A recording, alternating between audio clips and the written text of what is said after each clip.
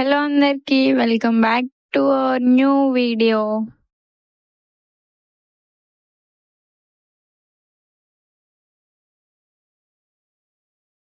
So ఈరోజు video ఏంటి అంటే, మీరు ఆల్రెడీ థంబ్నెయిల్ చూసే ఉంటారు. ఎప్పుడు చేసేలా నేను ప్రతి సండే స్పెషల్గా yellow rice with chicken curry చేస్తాను. సో ఫస్ట్ ఆనియన్స్ కట్ చేసుకోవాలి, ఫ్రైడ్ ఆనియన్స్కి. అసలు ఆనియన్స్ కట్ చేయడం నాకు ఎంత ఓపిక అంటే, ఆనియన్స్ పీల్ తీయకుండా దానిపైన పొరే తీసేస్తాను. అంత ఓపిక నాకు. నా ఓపిక కోసమే మాట్లాడుకోవాలి కానీ. సో ఫ్రైడ్ ఆనియన్స్కి అయితే ఆనియన్స్ కట్ చేసుకోవాలి. నెక్స్ట్ ఒక 5 నుంచి 6 టమాటాలు ఉడకబెట్టుకొని అవి ఇంకా ఫ్రైడ్ ఆనియన్స్ రెండు మిక్స్ చేసుకోవాలి. మిక్స్ చేసుకొని పేస్ట్లా చేసుకోవాలి. నేను ఆఫ్టర్ మిక్స్ తర్వాత ఎలా ఉంటుందో నేను మీకు వీడియో పెడతా. సో ఫ్రైడ్ ఆనియన్స్ నేను కొన్ని ఎక్స్ట్రా తీసుకుంటున్నా, చికెన్ కర్రీలో కూడా వేసుకుంటా ఇవి నేను. సో కొన్ని ఫ్రైడ్ ఆనియన్స్ ఈ పేస్ట్కి, కొన్ని ఫ్రైడ్ ఆనియన్స్ ఇంకా చికెన్ కర్రీకి సెపరేట్గా తీసుకుంటున్నాను. సో ఇవి కొంచెం తీసుకున్నాక ఇది పేస్ట్ చేసుకోవాలి. సో పేస్ట్ చేసుకున్నాక ఇలా వస్తుంది పేస్ట్. నేను చూపిస్తాను మీకు. కావాలితే మీరు పచ్చి టొమాటోలు కూడా వేసుకోవచ్చు ఉడకబెట్టుకోవడానికి టైం లేకపోతే. కానీ పచ్చి టొమాటోస్కి కొంచెం స్మెల్ అది పచ్చి వాసన కింద వస్తుంది ఫ్రై చేసేటప్పుడు. సో అందుకే ఇలా ఉడకబెట్టుకొని వేసుకుంటే బెటర్ ఇంకా. సో పేస్ట్ ఇలా వచ్చింది. తర్వాత నేను ఫ్రైడ్ ఆనియన్స్ చేసిన ఆయిల్లోనే ఒక 4 నుంచి 5 పచ్చిమిరపకాయలు చీల్చి అవి ఫ్రై చేసుకుంటా. ఫస్ట్ కొంచెం ఒక 2 or 3 టేబుల్ స్పూన్ ఆయిల్ వేసుకొని అవి ఫ్రై చేసుకున్న తర్వాత ఒక 2 tablespoon ginger garlic paste వేసుకుంటా. జింజర్ గార్లిక్ పేస్ట్ వేసుకున్నాక అల్లం వెల్లుల్లి పేస్ట్ వేసుకున్నాక బాగా ఫ్రై చేసుకోవాలి. చెప్తున్నా, అల్లం వెల్లుల్లి పేస్ట్ మాత్రం అస్సలు మాడకూడదు. మాడిందంటే చేదు వచ్చేస్తుంది నిజంగా. సో అది కూడా అల్లం వెల్లుల్లి పేస్ట్ కూడా ఫ్రై అయిపోయినాక మనం మిక్స్ చేసుకున్న టమాటా ఇంకా ఫ్రైడ్ ఆనియన్స్ పేస్ట్ వేసేసి అందులో బాగా ఫ్రై చేసుకోవాలి. ఇదైతే పచ్చివాసన పోయేంత వరకు ఫ్రై చేసుకోవాలి. ఆయిల్ పైకి తేలేంత వరకు చేసుకోవాలి ఫ్రై ఇది. సో నేను మొత్తం మిక్సీలో ఉన్నదంతా వేసేస్తున్నాను. సో వేసిన తర్వాత ఎండకైతే అసలు కిచెన్లోకి వెళ్ళాలంటే ఒక నరకం కింద ఉండదు. నాకైతే అస్సలు వంట చేయబుద్ధి అవ్వట్లేదు, కానీ ఏం చేస్తాం.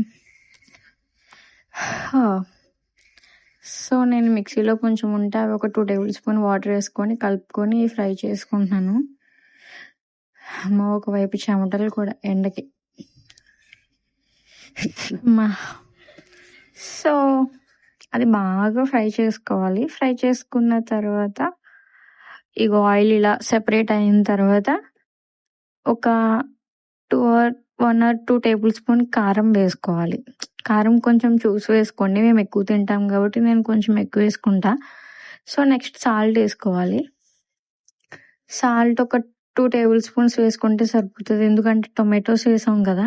సో తర్వాత వాటర్ వేసుకున్నాక ఉప్పు చూసుకొని తర్వాత వేసుకుందాం. సో ఇది బాగా ఫ్రై చేయాలి. ఫ్రై చేసిన తర్వాత ఆయిల్ సెపరేట్ అయిపోతుంది పేస్ట్ నుంచి. అప్పుడు ఏం చేయాలి అనేది చెప్తా. సో నేను ఈలోపు మీకు ఒకటి చెప్దాం అనుకుంటున్నా. నా వీడియో ఎవరైనా కొత్తగా చూస్తే ప్లీజ్ లైక్ చేయండి, ఎందుకంటే మీరు చేసిన లైక్ ఒక్కరికి వీడియో వెళ్తుంది. సో అందుకు చెప్తున్నా, మీ సపోర్ట్ నాకు కావాలి. సో నెక్స్ట్ ఏం చేయాలి అంటే కొరియాండర్ పౌడర్, ధనియాల పొడి కొంచెం, చికెన్ మసాలా కొంచెం అండ్ బిర్యానీ మసాలా కొంచెం వేసుకొని ఫ్రై చేసుకోవాలి. మధ్యలో కొంచెం కొత్తిమీర వేసుకోవచ్చు, అది మీ ఇష్టం. సో ఫ్రై చేసుకున్న తర్వాత నేను మసాలా ప్యాకెట్స్ అన్నీ కొనేసుకుంటా. అంటే ఇంట్లో చేసుకునే టైం లేనప్పుడు కొనేసుకొని అలా పక్కన పెట్టేసుకుంటా. కొంచెం పసుపు వేసుకొని బాగా ఫ్రై చేసుకోవాలి. ఫ్రై చేసుకున్నాక ఫస్ట్ అయితే రైస్ నానబెట్టి పెట్టుకోవాలి. ఒక గ్లాస్ రైస్కి 2 glasses ఆఫ్ వాటర్ వేసుకోవాలి నార్మల్ రైస్ అయితే. అదే బాస్మతి అయితే ఒక గ్లాస్ రైస్కి 1.5 glass వాటర్ వేసుకుంటే సరిపోతుంది. సో నేను ఈ గ్లాస్తో 3 glasses ఆఫ్ రైస్ తీసుకున్నా. సో 6 glasses ఆఫ్ వాటర్ వేసిన. 1 2 3 4, 5, 6. సో ఇంకొంచెం ఎక్స్ట్రానే వేసుకుంటున్నా, ఎందుకంటే మా రైస్ కొంచెం వాటర్ ఎక్కువ తీసుకుంటుంది. సో మొత్తం ఇలా మిక్స్ చేసుకున్న తర్వాత అబ్బా ఆ స్మెల్ చూస్తే అసలు ఏమన్నా ఉందా. ఇంటికి ఎవరైనా చుట్టాలు వస్తే ఇలా స్పెషల్గా వండి పెట్టండి, మీదే మీకంత వంట వచ్చని మెచ్చుకుంటారు అందరూ. సో ఇది అయిపోయిన తర్వాత ఉప్పు చూసుకోండి, ఇలా మసులుతున్నప్పుడు ఉప్పు సరిపోయిందా లేదా చూసుకోండి, సరిపోకపోతే కొంచెం వేసుకోవాలి. సో నాకైతే సరిపోయింది. నేను ఏం చేస్తున్నా అంటే ఇక్కడ నేను రైస్ కుక్కర్లో పెట్టేస్తున్నా ఈ మసిలిన వాటర్ మొత్తం, ఎందుకంటే రైస్ మొత్తం నేను ఇంకా రైస్ కుక్కర్లోనే వండుతా, మసిలేంత వరకు మాత్రమే గ్యాస్లో పెట్టుకుంటా. సో నానబెట్టి పెట్టుకున్న రైస్ కూడా ఈ వాటర్లో వేసుకున్నాక ఇది నేను మూత పెట్టేసుకొని రైస్ కుక్కర్లో పెట్టేసుకుంటా, అదే అవుతుంది అనేసి. అంటే ఇక్కడ మాకు కొంచెం గ్యాస్ ప్రాబ్లం ఉండే, సో నాకు రైస్ కుక్కర్ కూడా ఈజీగా ఉంటుంది, అందుకే రైస్ కుక్కర్లో పెట్టేసుకుంటున్నా. సో రైస్ కూడా ఇందులో వేసుకున్నాక ఒకసారి గరిటతో మిక్స్ చేసుకోండి కింద నుంచి పైకి. ఇలా గరిటతో మిక్స్ చేసుకున్న తర్వాత నేను రైస్ కుక్కర్లో పెట్టేసిన తర్వాత ఎలా వచ్చిందో చూపిస్తా. ఒక 2 leaves ఆఫ్ పుదీనా వేసుకోండి, ఫ్లేవర్ బాగుంటుంది. సో మేము రైస్ కుక్కర్లో అయితే పెట్టేసా.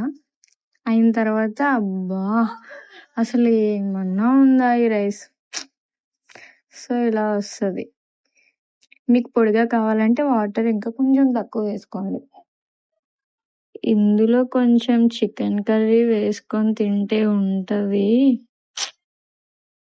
నాకు ఆ సామెత రాదు కానీ ఒక ఆమె ఉంటుంది ఇన్స్టాలో, పోపుల డబ్బానా ఏమో ఉంటుంది, ఆమె భలే చెప్తుంది అసలు సామెతలు. నాకు రావండి అటువంటి సామెతలు. నీకు మా పాపకు పెట్టాను, ఎలా ఉంది నాన్న, సూపర్ అంట. సో మీరు కూడా ట్రై చేసి ఎలా ఉందో చెప్పండి, అండ్ నా ఛానల్ని సబ్స్క్రైబ్ చేసి లైక్ కూడా చేయండి, అండ్ మీ ఫ్రెండ్స్కి షేర్ చేయండి. Bye guys.